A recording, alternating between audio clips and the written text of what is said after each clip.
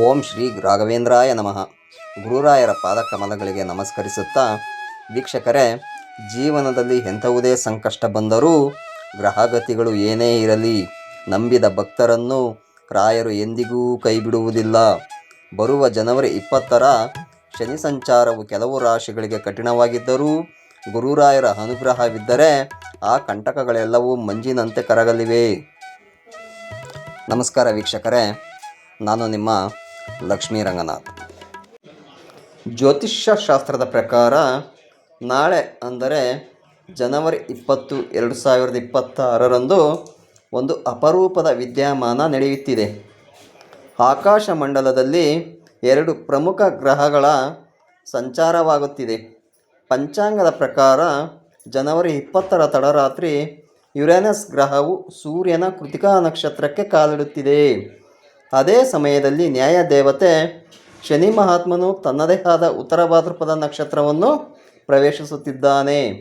ಇದರ ಜೊತೆಗೆ ಮಂಗಳ ಮತ್ತು ಶನಿಯ ಸಂಯೋಗದಿಂದ ಏಕಾದಶ ಯೋಗ ಕೂಡ ನಿರ್ಮಾಣವಾಗುತ್ತಿದೆ. ಈ ಬದಲಾವಣೆಗಳು 4 ರಾಶಿಯವರ ಜೀವನದಲ್ಲಿ ಹೊಸ ಮನೆ, ಕಾರು ಮತ್ತು ಆರ್ಥಿಕ ಸುಧಾರಣೆಯನ್ನು ತರಲಿವೆ. ಆ ಅದೃಷ್ಟವಂತ ರಾಶಿಗಳು ಯಾವುವು ಅಂತ ಇಂದಿನ ವಿಡಿಯೋದಲ್ಲಿ ತಿಳಿಯೋಣ. ಅದರಲ್ಲಿ ಮೊದಲನೆಯದು ವೃಷಭ ರಾಶಿ. ಈ ರಾಶಿಯವರಿಗೆ ನಾಳೆಯಿಂದ ಮಾನಸಿಕ ನೆಮ್ಮದಿ ಹೆಚ್ಚಾಗಲಿದೆ. ನೀವು ಬಹಳ ದಿನಗಳಿಂದ ಯಾವುದೋ ಒಂದು ಆಸೆಯನ್ನು ಮನಸ್ಸಿನಲ್ಲಿಟ್ಟುಕೊಂಡು ಹರಕೆ ಹೊತ್ತಿದ್ದರೆ ಅದು ಈಡೇರುವ ಸಮಯ ಬಂದಿದೆ.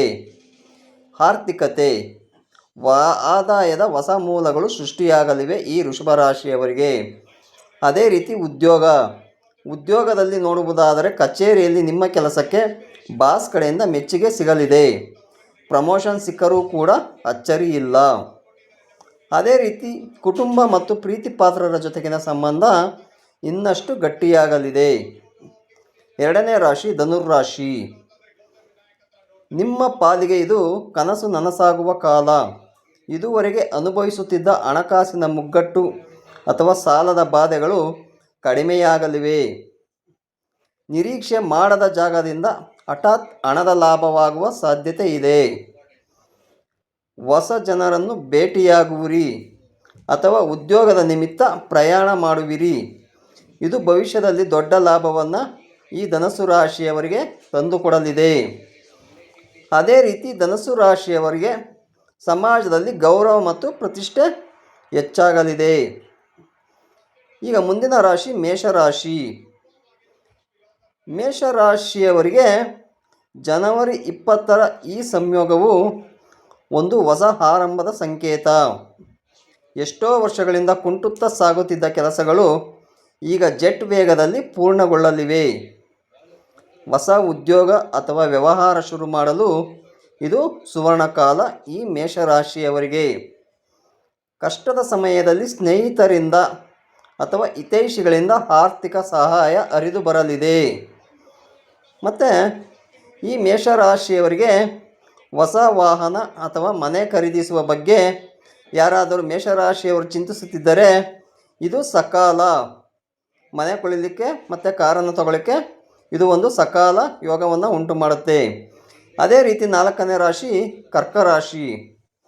ಈ ದ್ವಿಸಂಚಾರವು ನಿಮ್ಮ ಬದುಕಿನಲ್ಲಿ ಸಕಾರಾತ್ಮಕ ಬದಲಾವಣೆಗಳನ್ನು ತರುತ್ತಿದೆ.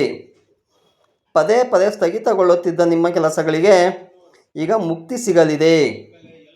ಹಣಕಾಸಿನ ವಿಚಾರದಲ್ಲಿ ನೀವು ತೆಗೆದುಕೊಳ್ಳುವ ನಿರ್ಧಾರಗಳು ಈ ಬಾರಿ ನಿಮ್ಮ ಕೈ ಹಿಡಿಯಲಿವೆ.